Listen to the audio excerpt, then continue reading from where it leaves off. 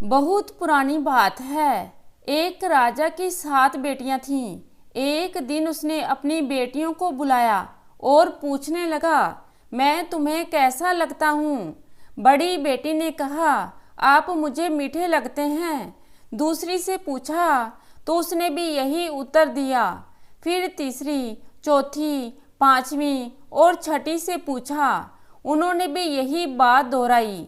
किसी ने गुड़ की तरह, किसी ने शक्कर की तरह, किसी ने शहद की तरह, किसी ने मिश्री की तरह पिता को मीठा बताया। जब 7वीं बेटी से पिता ने यह पूछा तो उसने कहा, पिताजी, आप मुझे नमक की तरह मीठे लगते हो। यह सुनकर राजा को क्रोध आ गया। वह 7वीं बेटी से बोला, तुमने मुझे ऐसा क्यों कहा?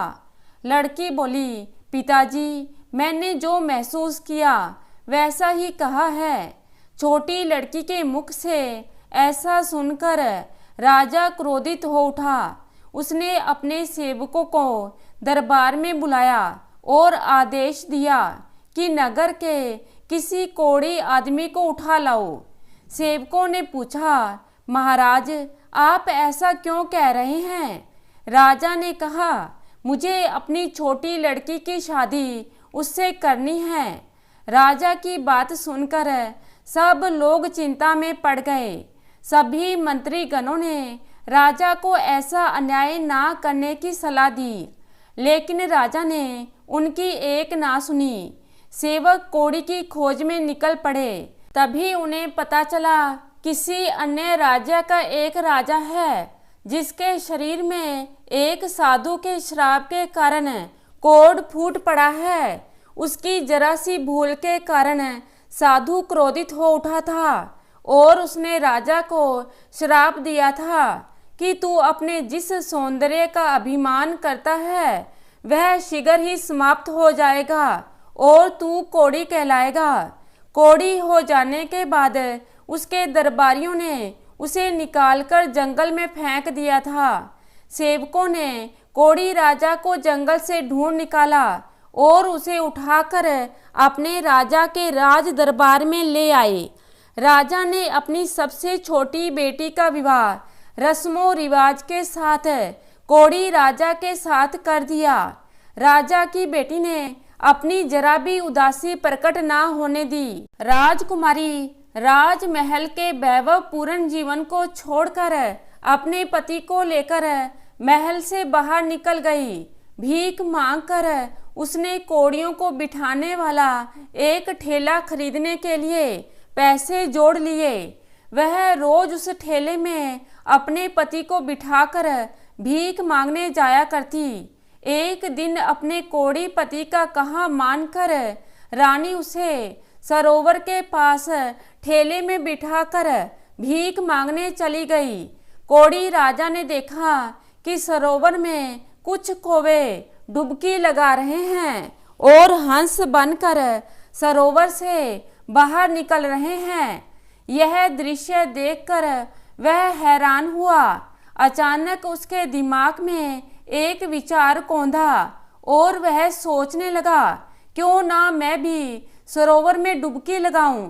यदि कौवा हंस बनकर बाहर निकल सकता है तो मैं भी शायद पहले जैसा सुंदर नौजवान राजा बन जाऊं।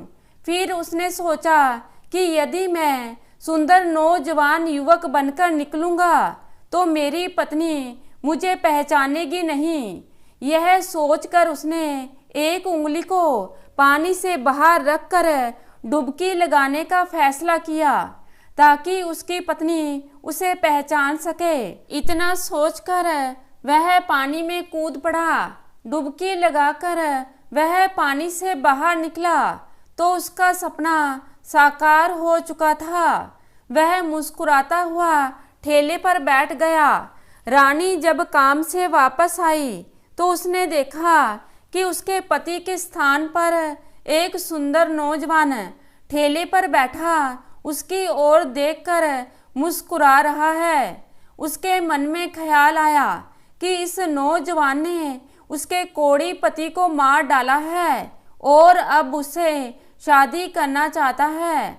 यह सोचते ही उसकी आंखें क्रोध से लाल हो गईं।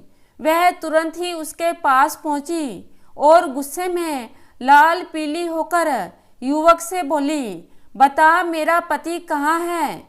युवक ने कहा, मैं ही तेरा पति हूँ। परंतु वह ना मानी और रोते हुए बोली, तुम मुझसे झूठ कह रहे हो। मेरा पति ही मेरा परमेश्वर है। मुझे किसी भ्रम में डालने की कोशिश ना करो। मेरा पति मुझे लौटा दो। नौजवान युवक यह सब देखकर अपने पत्नी के सच्चे प्रेम की मन ही मन सराहना करने लगा।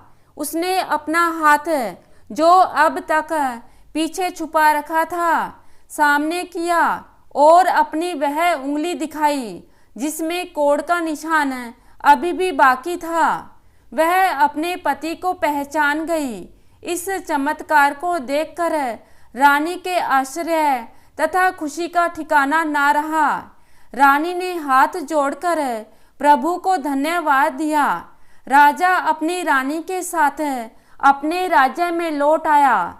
समस्त प्रजा अपने स्वस्थ राजा को पाकर बहुत खुश थी। तो दोस्तों, कैसी लगी आज की कहानी? आशा करती हूँ कहानी को पसंद करेंगे। धन्यवाद।